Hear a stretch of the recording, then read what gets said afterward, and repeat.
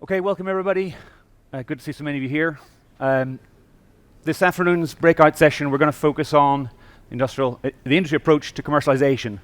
I think we can take it for granted in the concept of this session that OpenRAN works. The purpose of today's discussion is really to say how do we make it work beyond the functional, beyond the technical.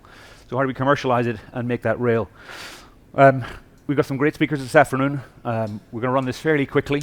Run through it fairly quickly, give everybody a chance to talk. My name is Robert Curran, I'm with Appledore Research. Very honoured to have a chance to introduce the panels and sessions today. Without any further ado, we're going to kick off with perspectives from Atoosa, Hatefi. Atoosa is the Director of Innovation in Radio and Environment at Orange. And Atoosa is going to give us a perspective on the state of OpenRAN today. So just welcome Atoosa in the usual way. Thank you. Thanks, Atoosa. Thank you, Robert, and hello, everyone. So, actually, I'm going directly to the topic to talk about what is latest with OpenRAN. So, actually, to start with a quick overview of the latest enhancements with OpenRAN and also the main building blocks and requirements that, from operator side, we see essential for commercialization. I will talk about some of these enhancements that are under discussion in the ecosystem and also including all of the various standardization body, particularly ORAN Alliance.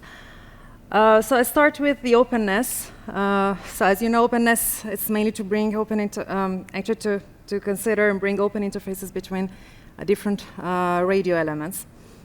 There are several open interfaces that are specified, and we need to ensure that the specification is done in a way that the performance, that we have optimized performance, even with these open interfaces. I take particularly the example of open frontal and the current discussions that are ongoing in a standardization body in order to see whether we need to enhance further its specification to optimize it even better for various type of configuration, including massive MIMO and non-massive MIMO, and also for various type of network conditions with low load and high load. Second point that I will mention is regarding the hardware and software disaggregation. Actually, so here we have we see the necessity to have the cloud-native RAN application. We see the necessity to have this architecture flexibility for operators to be able to to consider different type of deployments in terms of architecture, centralized, distributed, or even a kind of hybrid approach. In order to enable this hardware-software disaggregation, we need also to have optimized hardware acceleration or chipset for RAN intense processing. And we see that there are lots of enhancement and innovation and technology that are coming in this area. Particularly, we see that there are several trends to go towards inline and integrated, let's say, type of accelerators, with a promise to help. I mean, to have a kind of on-par performance and energy efficiency compared to traditional solutions. Then, of course, we need to have scalability, good scalability, optimized scalability. And last but not least, we see that there are lots of innovations and work on the hardware optimization, on the server and CPU optimization, with the aim of minimizing the hardware footprint, because that's also an important requirement from operator side. We need to have at least something similar in terms of hardware footprint to have at least something similar to our traditional deployment. Then the third topic is all of the enhancements for the multi-operator use case. So actually, multi-operator use cases is essential for commercialization of OpenRAN, particularly for operators in Europe. It's something that is really, really considered. It could be in indoor, it could be in macro outdoor scenario. In indoor, there are several enhancements thanks to OpenRAN that would help us to actually enhance this multi-operator indoor use case and as an alternative to distributed antenna system that exists in legacy, and helping to enhance its also its performance and its architecture through simplified architecture and also less energy consumption. And if you take an example of macro and outdoor macro deployment, thanks to OpenRAN and all of the recent work that is ongoing in the standardization, we expect to have a kind of enhanced RAN sharing, which allows operators to have this differentiation between them. Actually, this will happen when through actually adopting a kind of operators can share a common type of cloud infrastructure, a common radio unit, shared radio unit, but they will have this flexibility to choose the RAN software of the vendor that they want, so this will provide them the capacity of differentiation among them. Last but not least, the automation and intelligence. It's one of the areas that is currently considered intensively in the ORAN Alliance. Lots of specification work to make it happen, thanks to the OpenRIC platform, thanks to kind of unified orchestration across the whole network, and also this vendor-agnostic automation.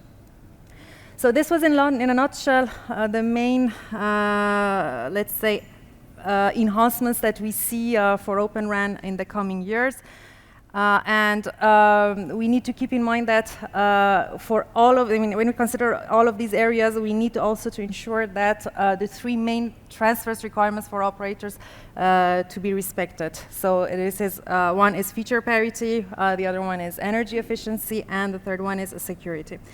So these are the three main requirements for operators that need to be respected with all of the enhancements that will be brought to the OpenRAN ecosystem. So in the rest of the presentation, I will focus on two main points, one on intelligence and automation, and the other point on the energy efficiency of the OpenRAN. So you know, OpenRAN will come with kind of embedded intelligence. It's evident. So for this purpose, we will need to have a kind of data collection and monitoring of each component of the network in real time. So it should be done at the hardware level, so it would be radio unit at the server. It should be done at the software level, so on the cloud infrastructure side, and also on the application layer. Then we need to have a common data model. We need also to follow some architecture principles in order to allow this machine learning models. Actually, ORAN incorporates this the intelligent framework allowing AI and ML model, thanks to this non-real-time and near-real-time RIC. Actually, there are several ORAN facilities for this AI ML training. There are lots of different options that are possible that are currently under discussion in the ecosystem. Particularly whether it makes sense to bring some of this AI ML training outside of RIC or not, what would be the impact from standardization point of view, what would be the real benefits, and this is one of the hot topic that will come in the coming, that needs to be worked out in the coming years. And overall, thanks to all of these, let's say, innovations and enhancements, we will be able to bring, it is AI ML framework would be able to bring two advantage for operators. One is regarding the optimization of performance, and the other is regarding the operational efficiency. So I will detail a little bit these two aspects regarding the optimized performance. So we have the OpenRIC platform, which is multi-vendor, which supports different open interfaces, as you know, E2A1, R1. And we have this frameworks for RApps and XApps to be able to include third-party RApps and XApps. And these enhancements and these enablers would make OpenRAN actually a first RAN application store. And this would allow operators to actually achieve two main objectives that they have. One is regarding the kind of differentiation, a capacity of differentiation and customization of the RAN network. And the other point is to be able to have a kind of unified optimization layer, unified optimization application that could be used over the RAN networks that are provided by multiple different vendors. There are several RIC-based use cases that are defined and will be specified gradually to optimize the RAN performance. So actually, thanks to these different use cases, we would be able to optimize the radio resource allocation in a predictive way, and also all the way down to the individual user level, by taking also into account some, let's say, extra information such as location of the user. I can mention, for example, the use cases like the use cases related to traffic management, such as traffic steering, such as smart mobility, or the use cases related to RRM optimization, radio resource optimization for improved beamforming, for quality of experience optimization, or interference mitigation. We will also have use cases related to slicing and optimization of slicing thanks to RIC, particularly to bring this dynamic, let's say, slicing to the network, dynamic slice orchestration, and SLA assurance, thanks to the interfaces that interface that is defined between the RIC and the NSSMF, though it's network slicing management function. And finally, another use case that has recently been introduced in the ORAN Alliance, and the specification is ongoing, is the energy efficiency, which is an important use case for operators.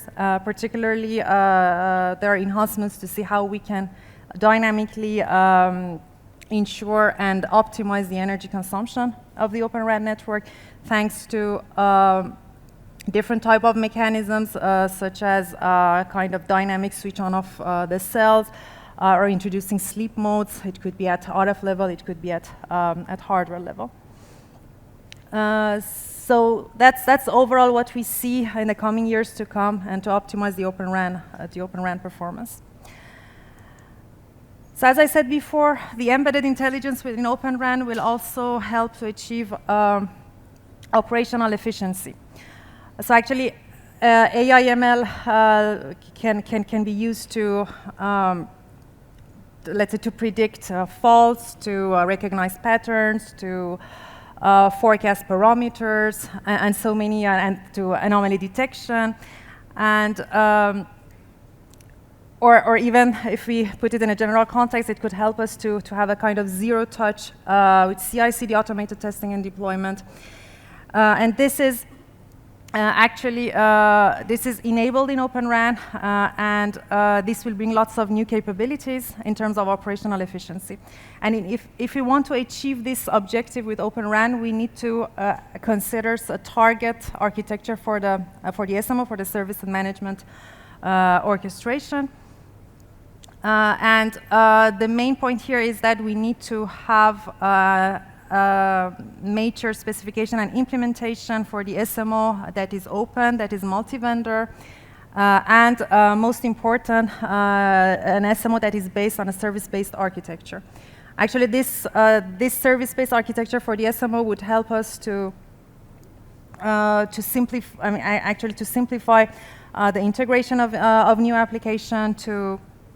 It would help us to have a better interoperability between the application and the management elements, and it would also make the SMO kind of evolutionary. I mean, evolutionary in the sense that even in the future we would be able to put new application that are unknown in the framework of the SMO, and everything will continue working without any particular impact.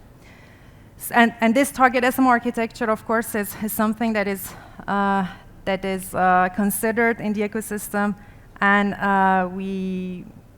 it should become mature in the few years.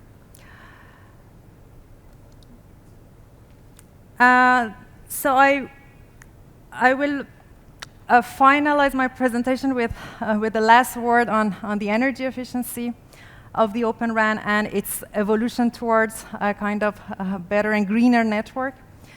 The main objective here is to be able to achieve actually to move towards a model which dictates 0 watt at 0 traffic.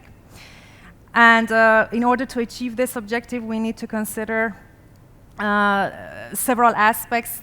We need to enhance several aspects with OpenRAN. We need to have energy efficient components at different level, as I said before, at hardware level, at server, at application layer, at and also at in the end-to-end chain, at the transport level, etc.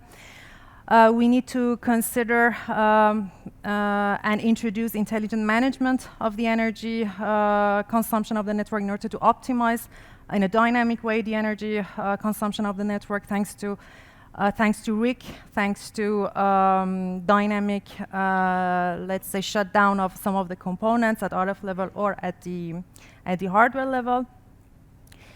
And finally, we need also to think about the architecture and innovate on the architecture of the data centers, particularly the edge data centers, taking into account and addressing some of the main challenges for operators in this area, such as the challenges in terms of introducing cooling systems. Maybe we need to consider different temperature range for servers. In order to, all of these in order to be able to find a good compromise between cost, energy efficiency, and in order to be able to minimize at the same time energy consumption and cost, and keeping the good performance for the network. That's conclude my presentation. I will hand over to Gabriel for the first panel discussion.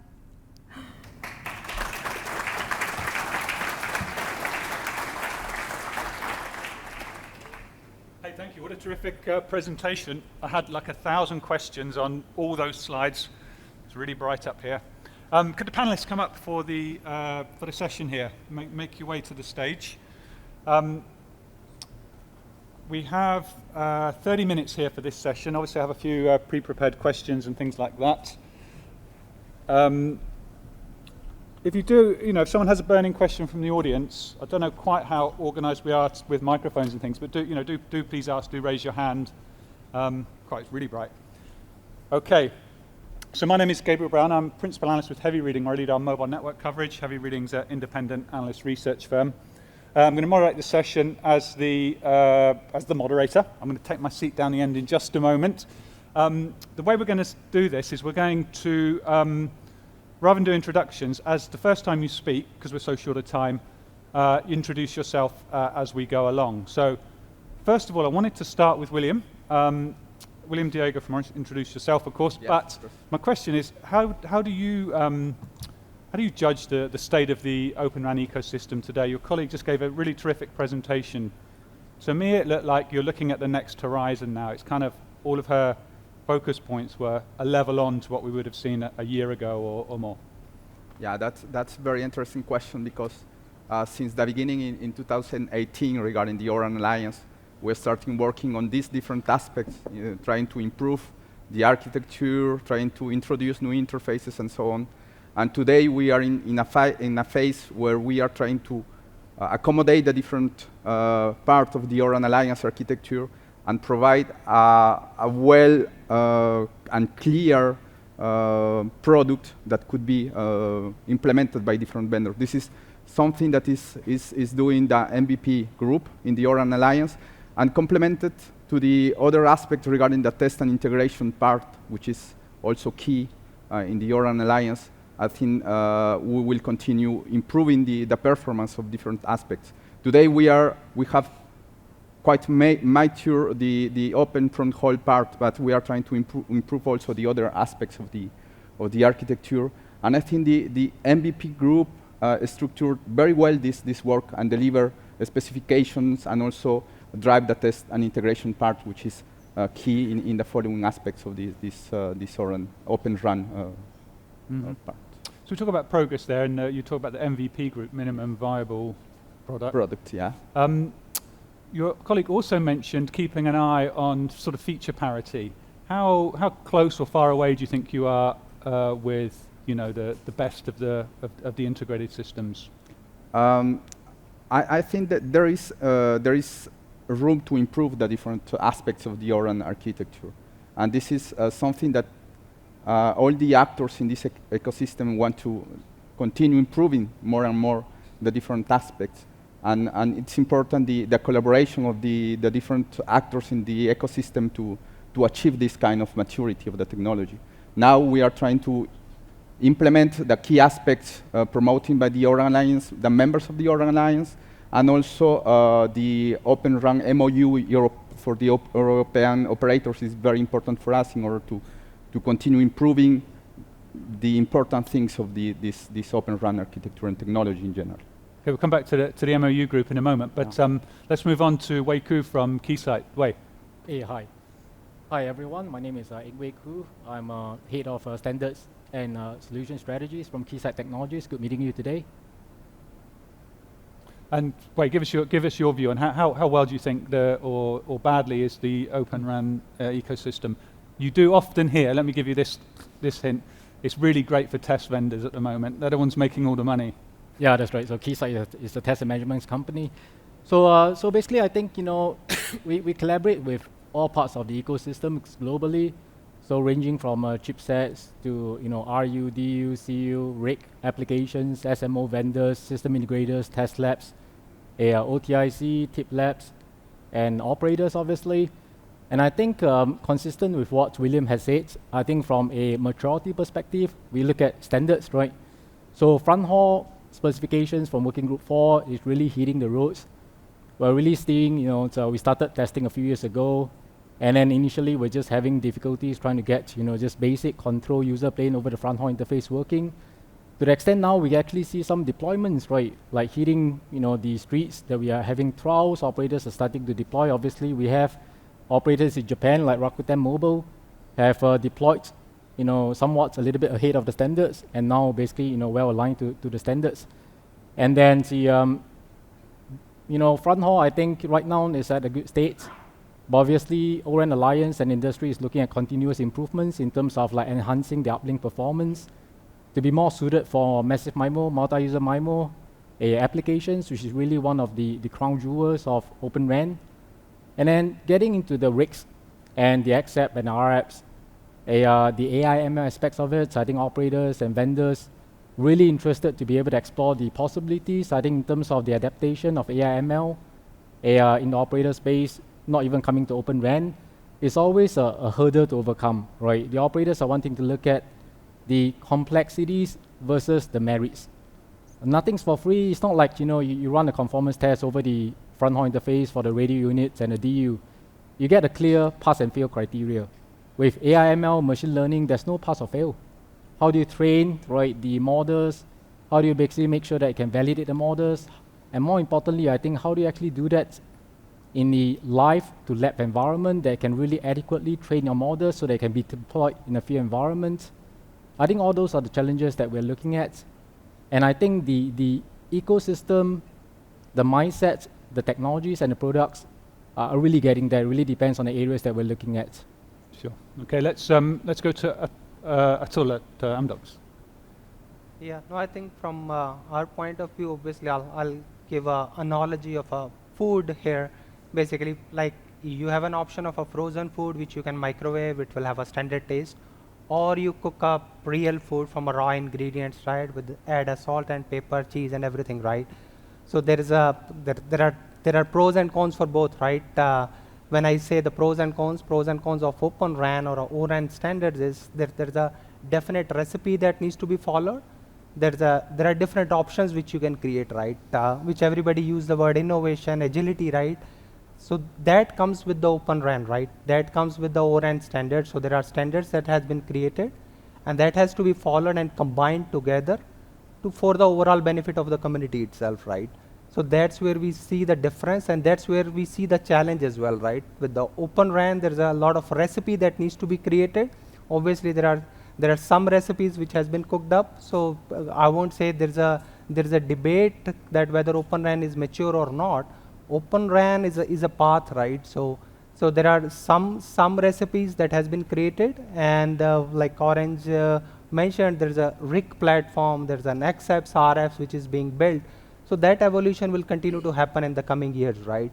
So the overall approach continue to be followed. So OpenRAN maturity will continue to happen in the coming time. Okay. Alla.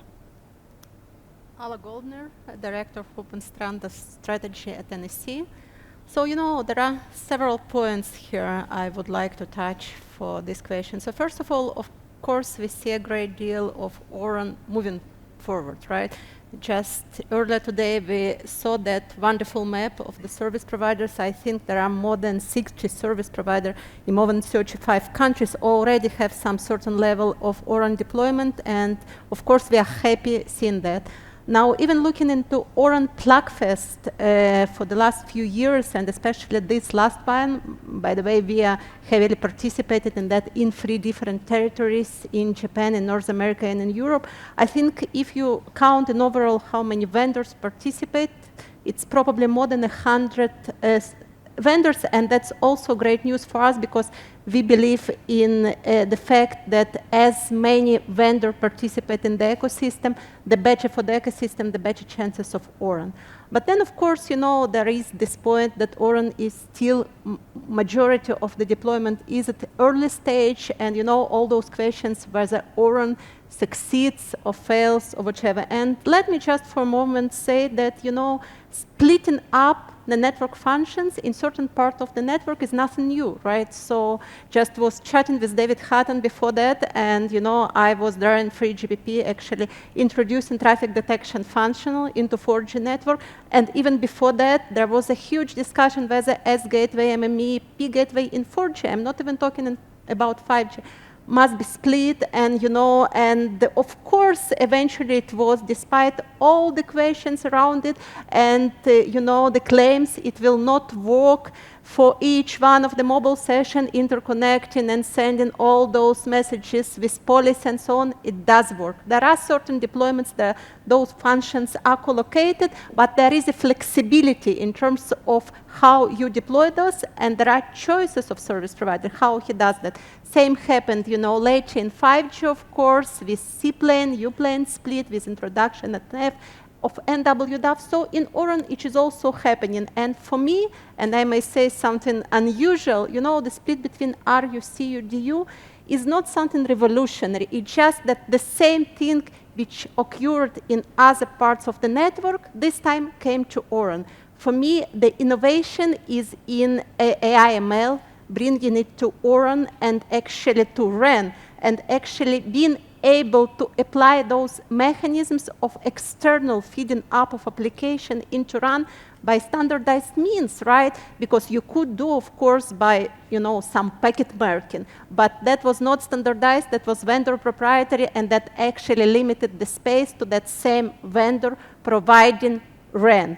Now, really, it is a possibility to innovate for any startup bringing application which differentiates users, differentiates applications based on AI/ML, and that intelligence will eventually help to monetize ORAN. And we see some of them already come into play, but I think really the future is ahead of us, and the future will bring more. So, of course, it is a technology move. It takes a while, but eventually, we are there, we are on the road, and we will be getting there as well. Yeah, it's interesting, I think, those examples you mentioned from the core and other parts of the network. Success has come quite quietly there in the end. A lot of the noise was in the build-up. The success has been pretty quiet, but it has been pretty much a wholesale change over the accepted time. for granted right now, right? And that's the same kind of the evolution or revolution, whichever you call it, we've been facing. We'll see. Let's go to Orn Mohammed at the end. Orn, obviously, Recruiter Mobile is a kind of a unique case, really, but give us your view. Yeah, so let me introduce myself. I'm On and I'm Department Manager of Standards within Rakuten Mobile, but mostly taking care of the standards, discussion within ORAN Alliance. And I am also myself, along with Ku and some others, deeply involved in the standardization process.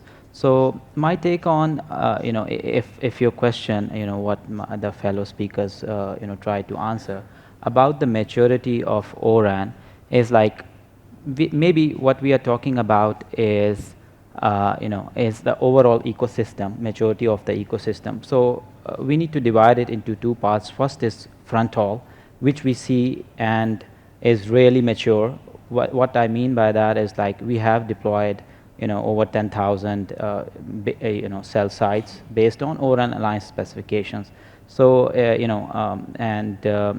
so we don't see major issues coming to our 5G networks. Or so in that manner, the front haul, it seems to be mature enough, although there is still work to be done and there are some work items going on. But apart from that, if we look at to the more RIC platform, SMO, cloudification, and transmission side, I think that is for us is a long path. It's like as the title, it's a road towards commercialization or maturity. It's not something I can say, okay, today we think maybe it's 30%, 50% maturity. So it depends on what are our requirements. So not all the network will follow the path that we have taken. So, and also it depends on what kind of use cases do you want to deploy. You want to, how much cloudification you want to pursue, how much you want to follow the ORAN Alliance specification itself. So that's where I think we are. It depends on what do you want, and then we can answer this question based on your needs and your path or roadmap. Sure. Yeah. Just on the first part, on the maturity of the front haul, I know won't go too technical, but quickly if you can, and maybe Wei as well if you're able. Do you think there's a strong requirement, and there's definitely going to need this new 7-3, for the uplink and the massive MIMO, or not? What's your? I know it's quite debated, and there's lots of analysis, and some people are really keen, some people are like, you really don't need this. You're going to get 5% gain, and it's more fragmentation. Yeah, I think that's an interesting question.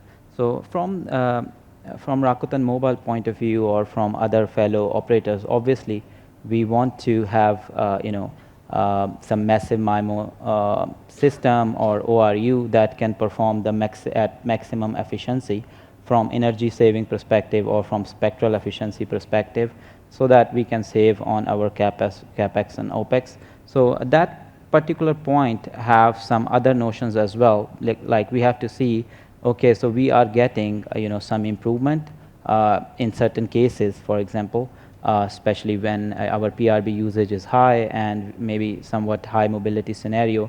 But how it will impact, the complexity of the ORU, and what would be the impact on the energy efficiency and energy consumption of the ORU. So we are still in the process of evaluating this end to end, and then in the end, it is possible that we may deploy in certain scenarios if we see the need of it, but we are still in the process of evaluating, maybe just like other fellow operators. Yeah.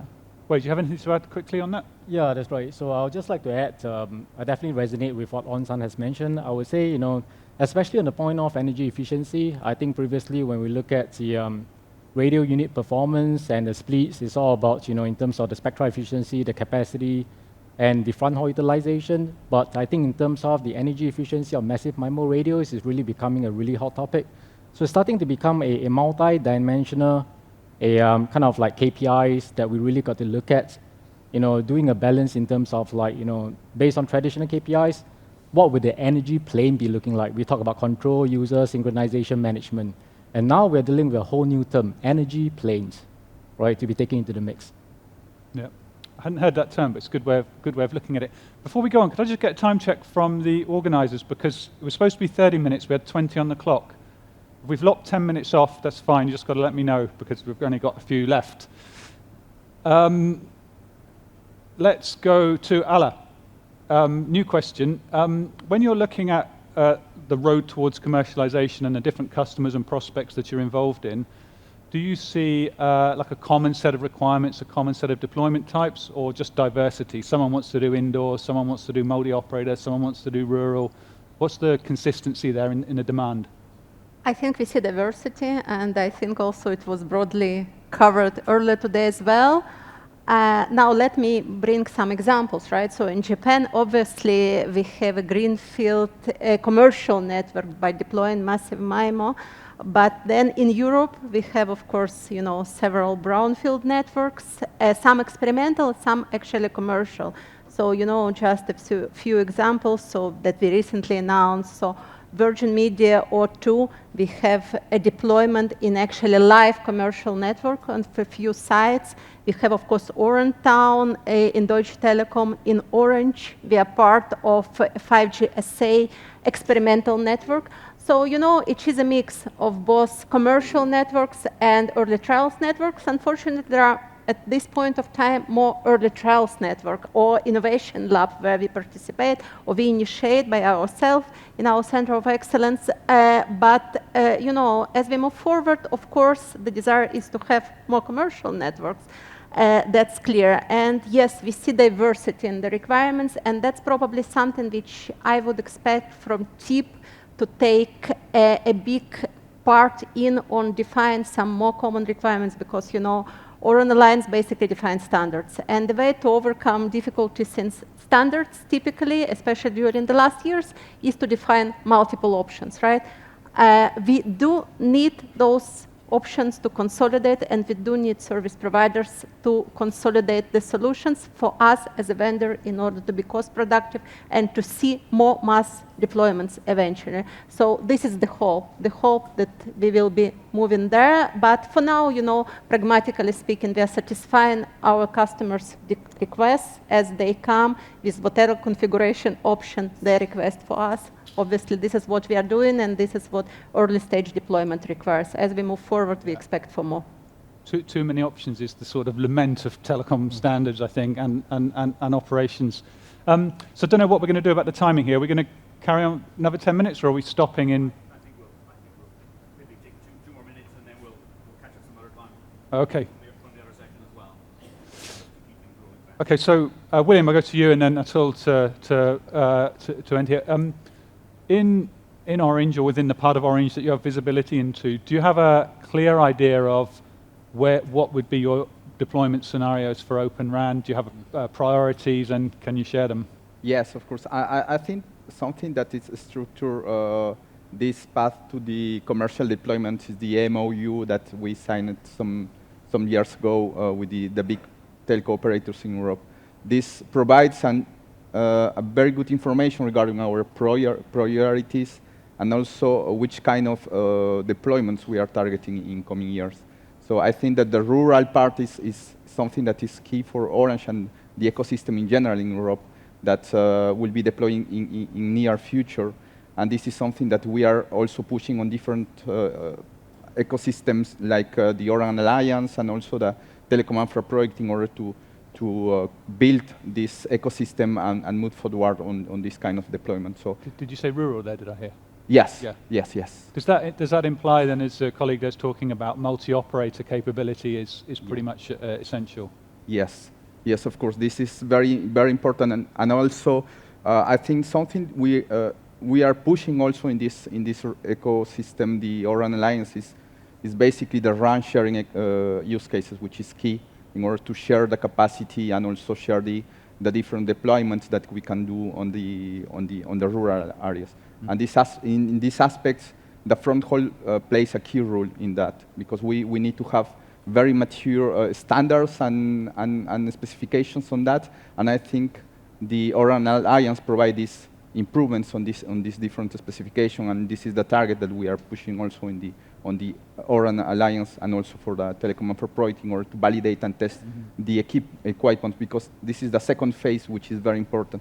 Once we have specifications, we need to test and validate also the different equipment that we will deploy, and this is something that we need also to improve in the overall ecosystem. And just very quickly to extend that point about the shared RAN, if you talked about using shared infrastructure in an indoor scenario, is there a lot of commonality in the technology requirements, or are they a different set of? This is quite different in terms of requirement. This is not the same issues that we face. Macro deployment is not similar to the femto or the small cell deployments that we can have in indoor, so it's quite different. But I think that this MOU clarified these different aspects, and in terms of requirements, which kind of specifications we need to cover the different two aspects, and which is the priority of all these kind of scenarios that we push also in this ecosystem in general. Okay, good stuff. Thank you, William. Atoosa, it comes to you. You get the last word here on the panel. Say whatever you like, but my main question is, do you see much diversity in your customers and their requirements? Yes, I would say that the diversity is definitely there. I think, but still heavily focused from a rural point of view. I think most of the MNOs or most of the RFQs which we are receiving is still in a rural area. I know that was the path forward for the OpenRAN, or a path of entry for OpenRAN as well, based on the maturity and based on the expectation as well, right? So kind of whatever work we are doing in LATAM region as well as in Africa region is pretty much on the rural side. But when we talk about the EMEA region, so I think they're more of a ORAN compliant, I would say a SMO architecture level play. I think those are kind of the requirement. And what I have seen it in the recent past, I would say within last 6 months or a year, is more of a private networks adopting the OpenRAN, I would say much quicker compared to the MNOs. Because I think maybe because of the, I would say the requirement or the stringent of 99.999 expectations, I think in a private networks is still feasible, and some of the feature expectation is a bit less. I think there we are seeing a big shift of a private networks adopting the OpenRAN much quicker than the CSPs as of now. Yeah. Okay, good stuff. Tons more to talk about, but in just a bit over 20 minutes. Shortest panel I've ever done, I think. But thank you all very much. A round of applause for the audience, please. You need to leave now. Ala and I are going to be on the main stage in about an hour as well, so if you want even more of the topic. Now, who is next? A lady called Julie, I believe, which is you. Yes, thank you so much. Take it away. Is it on? And then I just press the button here to go to the next one.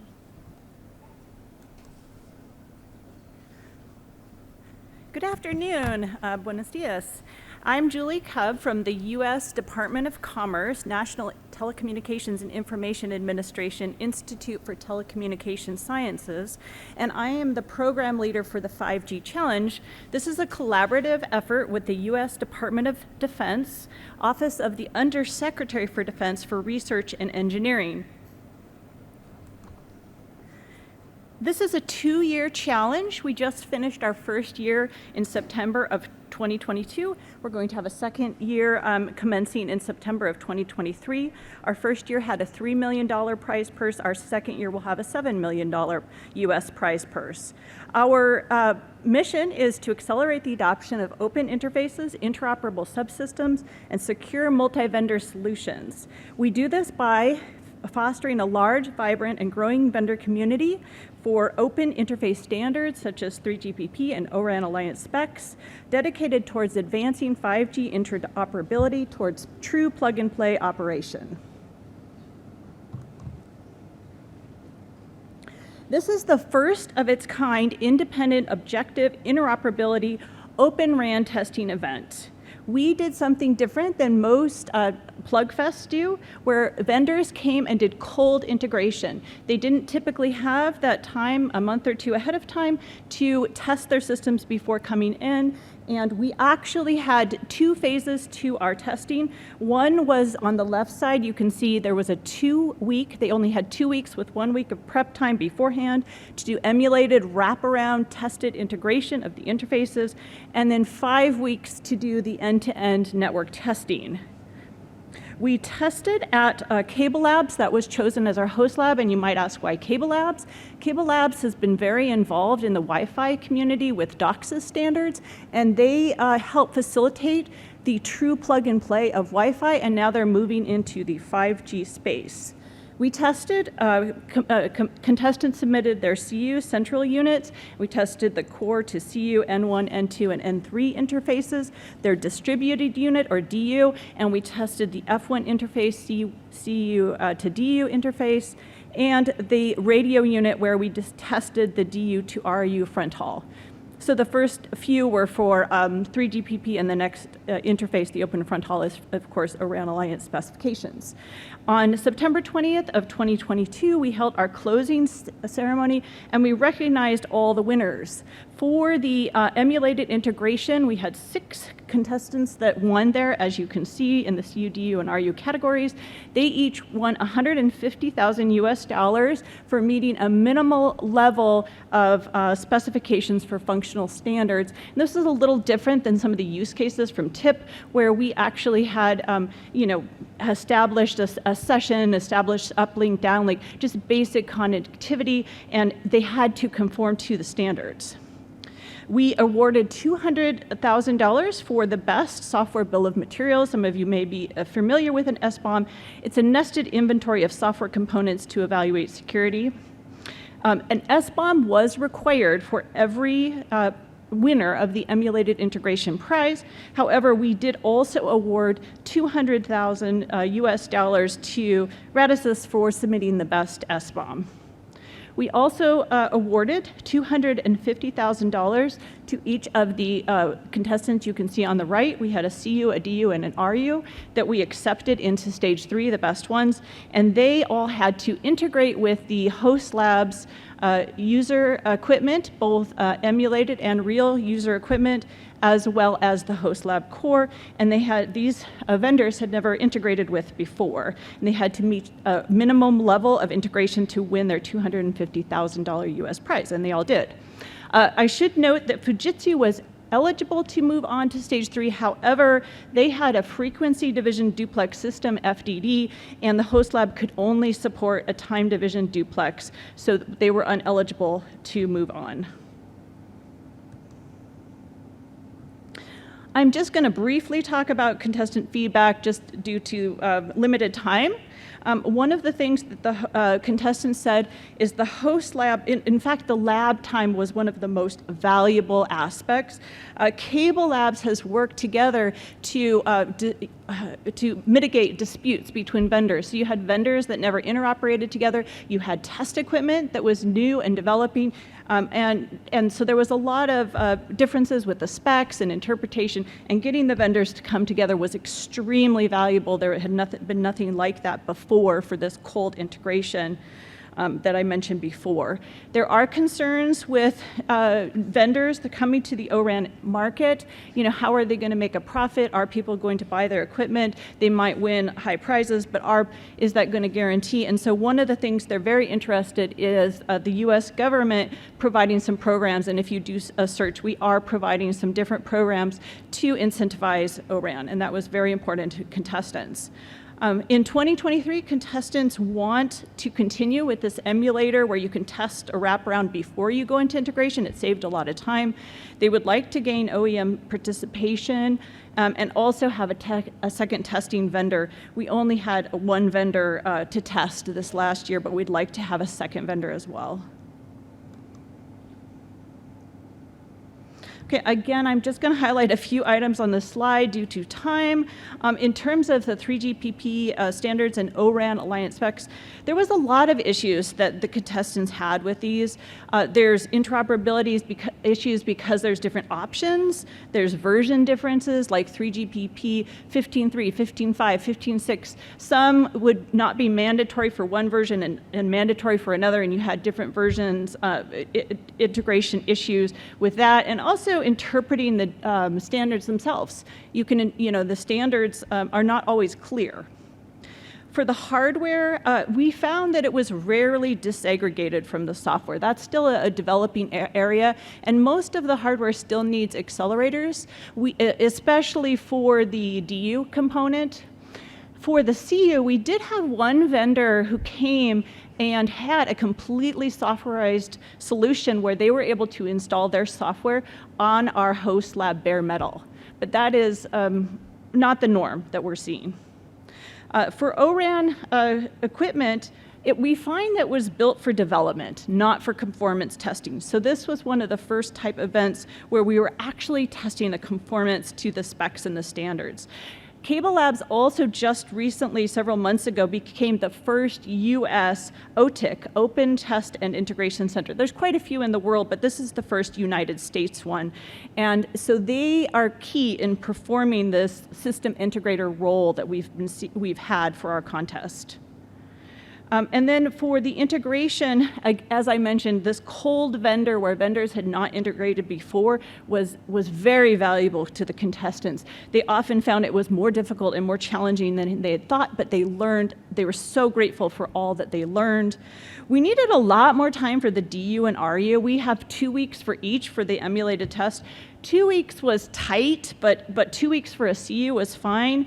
An RU could have used 4 weeks, and a DU more like 6 weeks. One of the things that took the most time to get everything up and running was hard-coded configurations to get through that.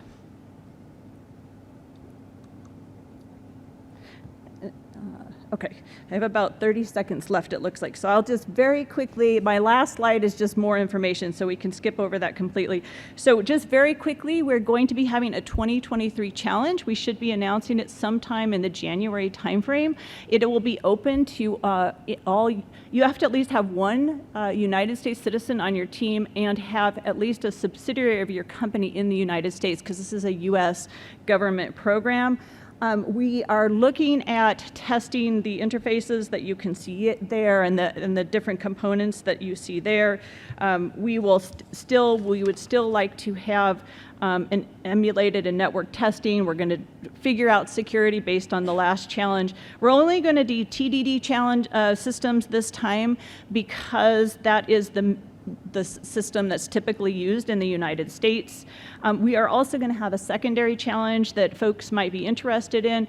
Because the RIC and especially XApps and RApps are still under development, we don't feel that we're at a place where we could test that or have the amount of data needed for XApps and MApps to have innovation with universities to test those types of applications. However, we will have a white paper where people can submit their ideas for use cases, both enterprise and operator use cases, what they would do to test the RIC.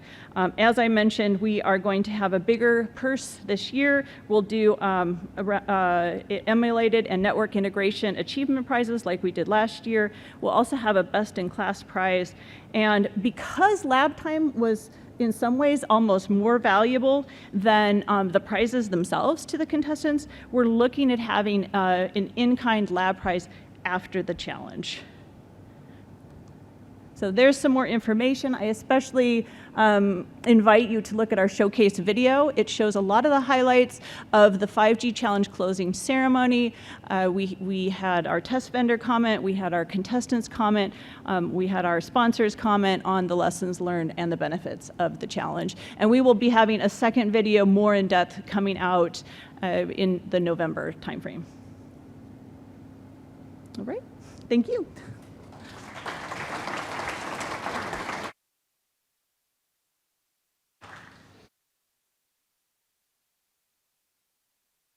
Terrific. Just trying to get to the next slide. Excellent. Really interesting. Really interesting. Thanks so much, Julie. Don't go too far away because we're going to need you back up here on the panel in a minute. While the panelists are coming up on stage, I'm going to briefly introduce them. I think if they wave as I call their name, that'll just save a little bit of time. That's great. We have a really interesting panel. Gustavo Loaiza, from Vodafone. Gustavo's a specialist in radio design engineering, a Vodafone group in the OpenRAN software and system development team. He also happens to be a co-lead on the TIP subgroup for outdoor macro. Next we have Julia Martinez-Ferrer from Telefonica. She's an OpenRAN and new radio solutions expert and part of the global CTIO team. Keep coming. Okay. Next we have Sridhar from Mavenir. Sridhar, he looks young, but he's been involved in OpenRAN since it was XRAN. So he's also responsible for leading all the Mavenir OpenRAN deployments worldwide, so lots of experience there. And next we have Ian Wong from Viavi.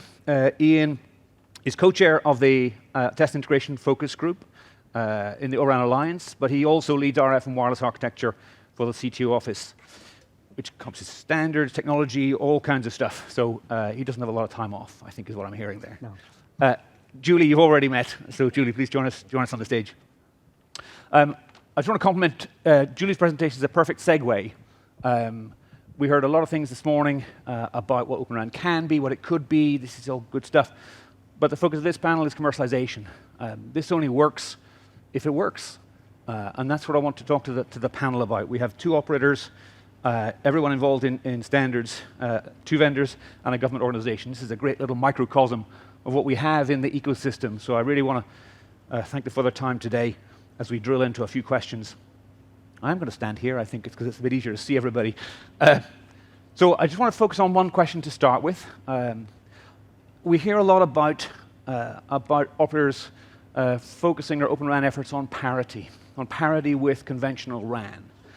And from a commercial point of view, that makes me a little bit, okay, that's kind of not that interesting, because if all we're doing is trying to play catch-up all the time, then our success criteria are only whatever is success defined by conventional RAN. So I wanted to ask, particularly with the operators, Gustavo and Julia, to start with, in your organizations, as you work on OpenRAN, are you thinking mainly about just trying to get to where conventional RAN is, or do you start with some larger commercial goals and sort of work backwards from that? We've got a lot of commercial goals in the air right now. We've talked about energy, we talk about efficiency, we talk about society, economy. Just help us understand, as you look at OpenRAN, how does that shape your own programs, policies? Yeah, for sure. So for us, parity is just a prerequisite. So it's a starting point. To be honest, Vodafone, us, we are brownfield operators, and therefore when we go commercial in our networks, we need to have solutions that are performing as good as the ones we have right now. So we're betting big. We go for micro deployments, for dense environments in which we have up to 7 bands operating on the same site. We have carrier aggregation, different software features that we need to support from day one. So parity in terms of features, or at least having the same kind of performance that we have today in our commercial deployments, it's a must. But we cannot stop there. That's a starting point. But from there, we need to evolve and to continue progressing.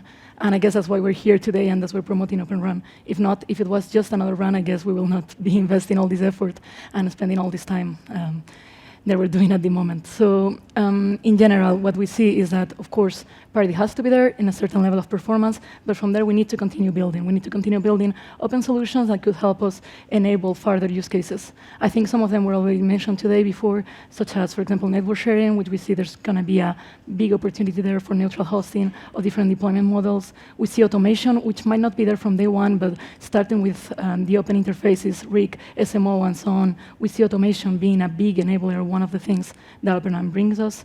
And we see other benefits in terms of not only automation on the way we deploy our networks, but also on the way we operate them. So traditional ways of which we had in the past of optimization might migrate to RIC solutions in which we will see specific apps, because well, we do believe that no one can be an expert of everything, and if someone says, I'm an expert of everything, he'll be probably lying. So therefore, if we have the experts of each specific field working on each specific target, we think that we will maintain and reach a wider ecosystem with further innovation in terms of energy saving or further things on RAN optimization that will be beneficial for the full ecosystem. Gustavo, do you want to offer a perspective? Yes, for us, the OpenRAN is still in development. And if we compare with the traditional vendors, but we think there is a point when we are going to get the same capabilities and features, and then OpenRAN can evolve and provide more capabilities to the fields, and also the innovation is one of the things that brings to the OpenRAN more opportunities or more possibilities, because with the innovations is bring with the operational technology, reduction of the cost of the operations, and also machine learning and RIG and cloud and artificial intelligence. All of these also is good impact on the reduction of the CapEx and CapEx, and that provide more capabilities to the. So both of you, to what extent are those kind of commercial imperatives framing your work? In terms of, okay, our goal of our OpenRAN program is to make it have an impact on OpEx, or to increase top-line revenues because we got more services. Is that enshrined in how you as operators kind of progress? Yeah, because that's one of the things that we want to get there, to reduce the cost, but also keep the operations, and also because our customer has a good level of experience, we don't want to penalize. We want to keep our network in a good performance, and also that is the reason because we need to push the OpenRAN to get to that level when we have a good performance in the network and also good products through the network and with innovation in the network. Just if I can comment, cost is important, but it's not everything. From our side, it's important, of course. It's a business, but it's not everything. Savings might not be there from day one. We will reach them with time. But there's other things other than cost that OpenRAN brings. I've certainly seen that development over the past year, 18 months. Some of the early discussion about OpenRAN, really prioritized, cost savings. But that's shifted a lot more, I think, to people saying, look, it might be cost neutral, but we get benefits in other ways. So it's kind of widening the framework. I'd just like to kind of extend the question a little bit and talk to the vendors here, Mavenir and Viavi. From your point of view, again, all this only makes sense if as vendors you can make money from it. Can you talk a bit about how you see that working out right now as you look? Given that we're here talking about what's next for OpenRAN, how does that future look from the vendor side? Do you see those opportunities? Do you see that potential for OpenRAN to give you something or to give the ecosystem something that it doesn't currently have? Or is this only ever going to be a kind of variant of what you do kind of as standard? Yeah. So from, again, our perspective, we are in the business to make money as well. So obviously we are here to succeed. The challenges I saw that are being mentioned from a cost and some also on the performance side, I believe those are getting addressed because if you look at what has been happening, if you look at the total addressable market that is now coming, and if you see the players that were there in the past and they are now being changed with a whole new ecosystem, and now we are able to, the vendors who had to provide everything end to end, they can just bring their specialty where they can succeed and they can contribute. And the reason you can actually help the ecosystem is because, for example, if let's say I'm a server manufacturer, for example, and I've been selling servers everywhere for all the regular deployments. Now I want to do something special for telco. Maybe I need to look at some NEBS compliant, for example, for earthquakes or something that I have to look at carefully. Maybe I have to supply like PTP for timing. Maybe there's something unique about that. But maybe 95%, 90% is mostly the same that I have been developing for all my other kind of people in my ecosystem. So you are allowing now many more players to now come in and provide where they add value to the ecosystem without being bottlenecked on a person to provide a whole end-to-end solution. And so that way you can bring innovation, you can bring differentiation. So that is one benefit I see. The other benefit I see from a operator perspective is in the past, when you had to deploy, you had to look at the whole deployment model, and until you finished all your deployments, you could not roll out a service. But now things are changing with these cloud type of models where you can have pay-as-you-go kind of services coming. So now with AWS, now with Google and other. So if you're trying to launch a network, you can, as your consumers come, as the UE ecosystems come in, you can now gradually build your system as you scale, and then your capacity and everything can grow gradually along with it. So you don't have to build your whole infrastructure out on day one. And having these cloud centralized deployments also reduces the number of places you have to deploy. And this whole, again, the automation part you were mentioning, where with this whole ecosystem, now we are able to do an automation and deploy things in a CI/CD model, in a model. And you don't have to deploy in every single site because now we have centralized locations as well. So you can deploy in one place and automatically it updates a whole bunch of sites at a cluster level in some sense. So I believe all these things are helping accelerate adoption, reducing cost, and that's what we see as some of the benefits that we are seeing that the customer is seeing from our viewpoint. And Ian, would you echo that? Sure. Yeah, absolutely. And just to clarify your question, you're asking, what else is there other than making money after this, or is that? Hey, if we can not have to worry about how to make money in the short term, then okay. We're in a great place. But the focus of the question is really understanding, how do we monetize this as a community? How do we make this make economic sense? How do we go from, sorry to pause for a moment, How do we go from, right now we've got a lot of push in the industry in OpenRAN. OpenRAN is doing a lot of push. The OpenRAN community is doing a lot of push. There's a little bit of pull from the operator side, a little bit. It's, you know, it's patchy, it's good, but it's the start. What we need to do is flip from a push model to a pull model, okay, where the industry at large wants to pull in OpenRAN. So the question is, from a vendor perspective, do you see that door opening any wider, any faster? No, absolutely. I mean, you know, we're a test and measurement vendor. So from that perspective, clearly, the supplier diversity that operators get ends up being customer diversity for us, which is great, right? I mean, it allows, and as you know, we learn a lot from our customers. So, you know, understanding the variety of applications from all the different ecosystem partners also makes us better as a company, right? We become much more resilient. We know how to serve different types of customers more, right? With a very small number of vendors, right? You basically just listen to them primarily, right? But with a much wider pool, you get different ideas, you get different kind of perspectives and priorities, which puts a strain on us too, because that means we have to support a lot more diverse customers. But in the end of the day, that's a good thing for the industry in general, right? And as far as like pull and push, I think, you know, you see, you know, at least in this event, I mean, there's a lot of operators that are doing that pull, right? And we're seeing, I would say they're usually the leading operators in terms of innovation, and then usually the other operators would come. And, you know, we're also seeing expansion to rural, private networks. These are the things that 5G promised, right? All these verticals, right? And in a way, making the supplier ecosystem more diverse means allows people to specialize, right, in special, you know, private networks for healthcare or certain, you know, industrial application. And I think all of that at the end of the day, you know, it's not just about, you know, TCO, CapEx, OpEx, right? It's about opening up, you know, the ecosystem for really more innovative minds to come in and really, you know, help drive the infrastructure of the future. So certainly upside opportunity from your perspectives, selling greater variety of things to support a greater diversity of end user customers, and that makes a lot of sense.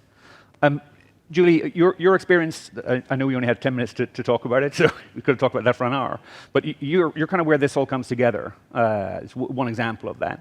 I'm interested in you know, to what extent, although there was prize money, that's excellent, I'm sure everybody benefited from that, but that's not going to move the needle for, you know, for companies deciding whether to invest, you know, 50 million, 100 million in building OpenRAN solutions.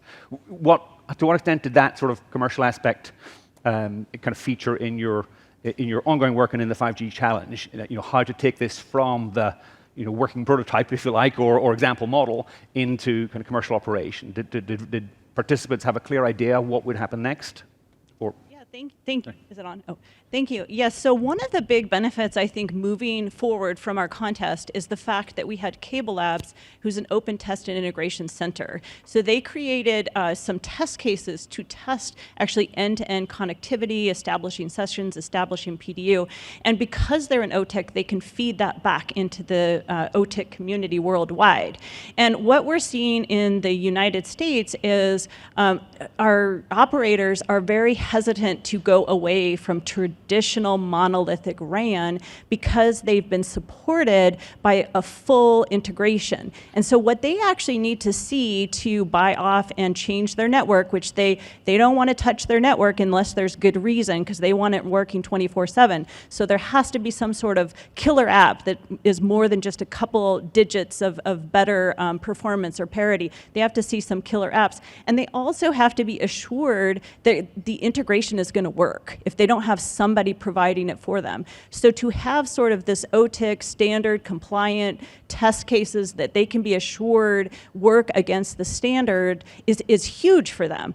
And also what they need to be assured of is with ORAN that these new vendors are going to actually succeed. Is this just a passing fancy, or are these vendors, these ORAN vendors, going to continue in the future?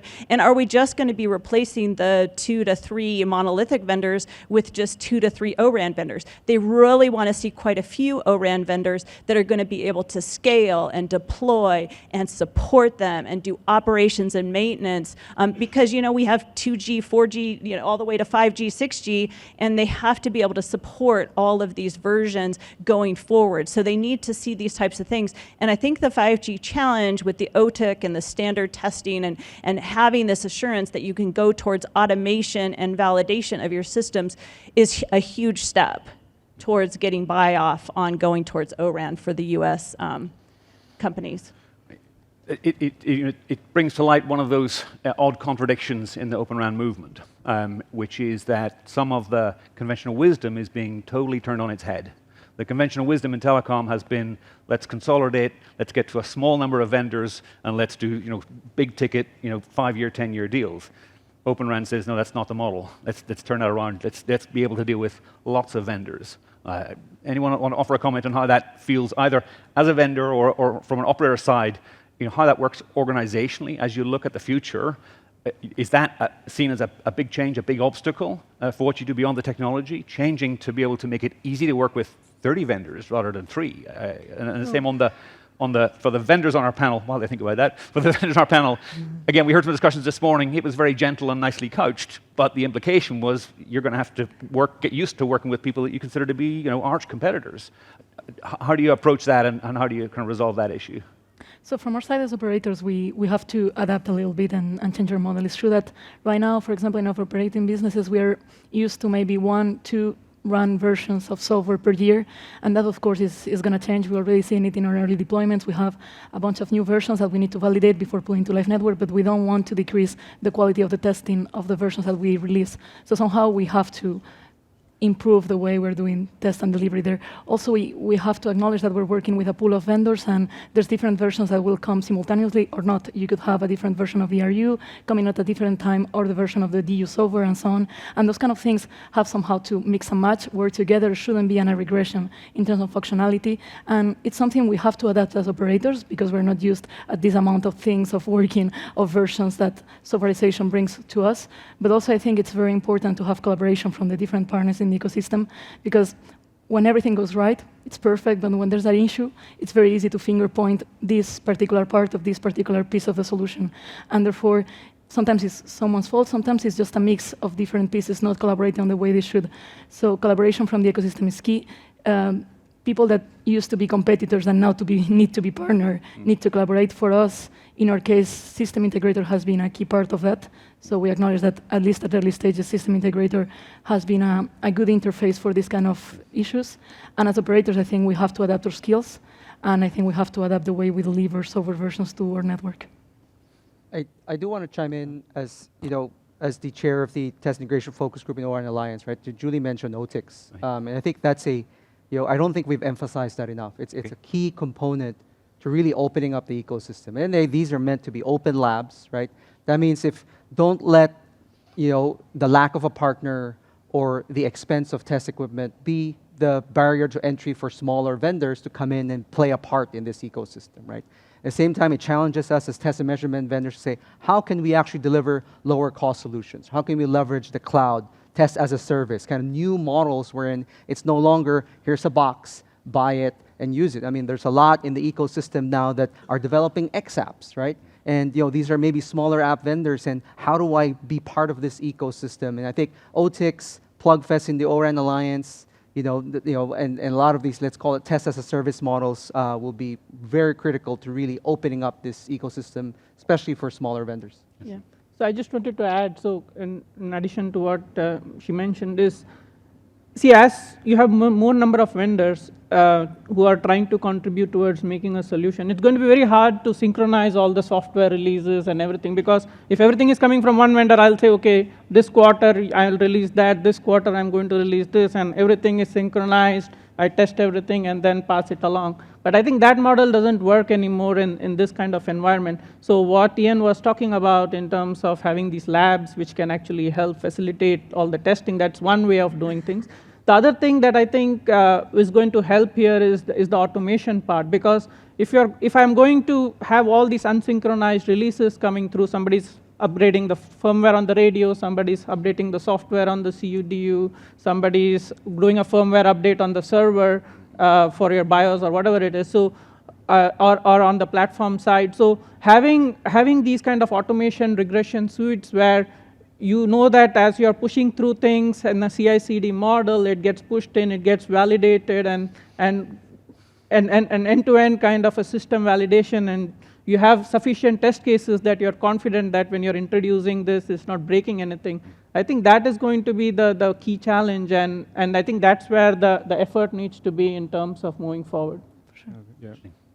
Gustavo, do you want to add anything to that? Yes, also it's important because it's one of the things is we have the interoperability and also the integration with the traditional vendors and the OpenRAN vendors. We need to be careful about that. We need to test very well everything to be the performance of the network, because this interoperability is very important. Every software release need to be tested on these environments.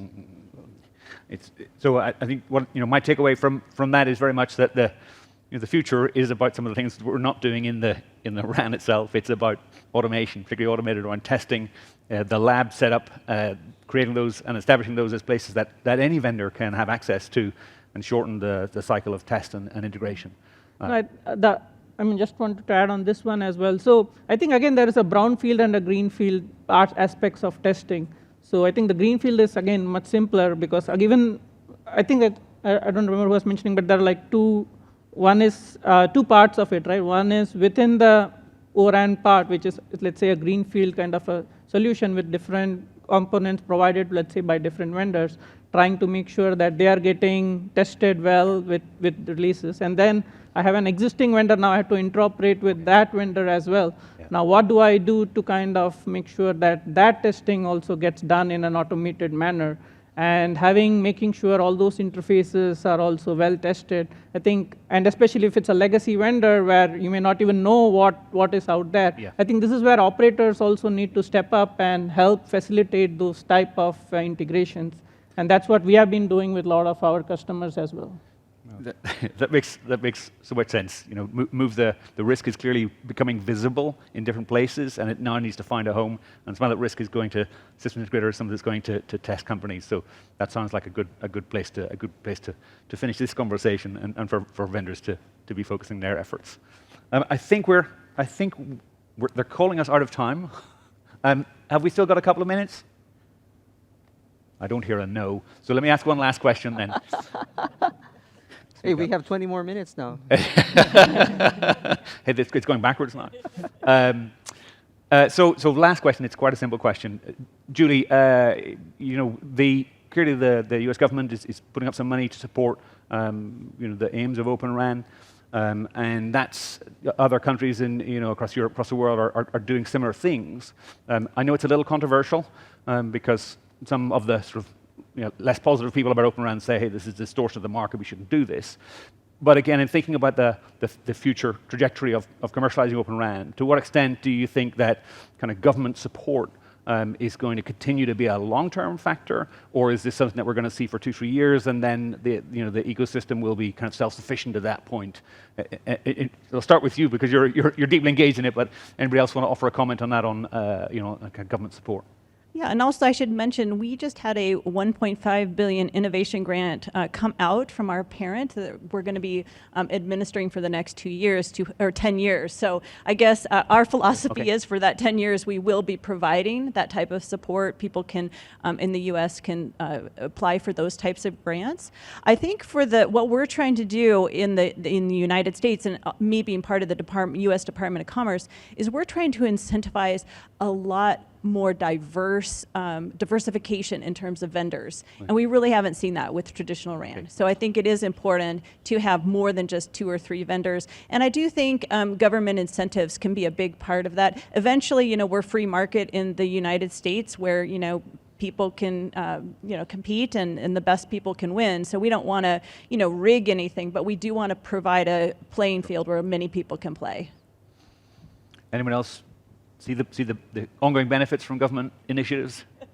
I think there are two places where typically I've seen the government step in. The first place is when you want to encourage and allow innovation to happen by encouraging some of the smaller kind of vendors and who need some impetus, some support, more at a government level to get started. I think that's when I think the government, by putting out some of these initiatives, whether it is NSF, whether it is SBIR, I mean, a lot of these, for example, in the US, but maybe in Europe, like you have all these EU initiatives for funding when 5G, 6G, I think those programs, they get funded in different countries. So I think that is one space where the government typically encourages new technology, innovation to move forward. And the other part is, I think, on the, like, if there is some concern about some security or some other issue which the government feels is risking the citizens of that country. So I think that's when they step in. So, but apart from that, I mean, technology should be, I mean, everybody should be working to develop the best technology they can to help humanity. So I think that's where I think things are going. Fair point, fair point. Good. Any other final comments on that? No. No. Okay, I think with that, we'll wrap up the session now. We're 6 seconds left. I think we've done our job getting back on time. Thanks to the earlier panelists who cut short their time, and thanks to this panel. Thank you very much. Thank you. Thank you.